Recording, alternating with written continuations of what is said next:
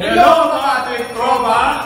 Ayan, syempre, it's your boy Luis Oteveros. Interview natin yung bagong recruit ng tiktropa. Ayan, si Joem Bascon. Dito lang sa TikTok lang. Ano naman yung first time mo? Kaya tol, alam mo, hindi ko ma-explain yung experience mo. Kasi wala ako nakuha ang tamang sagot.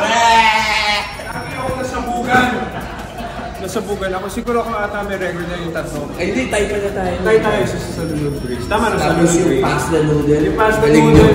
Hindi kasi si Kuya Jason, hindi ko naman alam na sobrang competitive pa rin ng tao. Grabe sabi, hindi tayo pa pwede matalo. Kailangan gumawa ka ng storya. Hindi, naiiwan siya, kawawa nga. Siya yung pinaka-last na mag-shoot ng noodle doon sa parang basket. Eh, bigla na natapos yung timer. Akala niya kung kunin ko, nakapikit siya. Nakaiwan siya, nakaganon lang doon. Pero masaya yung experience. Nakakapagod lang. Di ba yung mga laro? Sakit sa tuhod. Sa ulo ng mga balita, napaikot yung ulo ko masyadong magagaling yung mga tiktropa natin eh. Pero sana next time makadami tayo. Hindi tuloy kasi hindi ka niniwala sa akin. Wala ka naman. Wala pa akong sinabi. Mga tiktropa, napanood nyo, wala po siyang nasabi ni Isa. Ayan, ganyan. Ayan, mismo. Ayan, yun ang ginagawa niya. Bungis-ngis. Ang dami ganyan. Alam mo, sa taping natin lagi ako nagagalit. Dito na lang ako nakakatawa.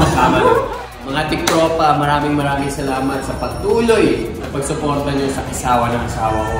At huwag niyong palalagpasin yung mga susunod na episodes. Hello, Ming Ming! Ayan, sinusuporta kami ng Ming Ming sa show namin.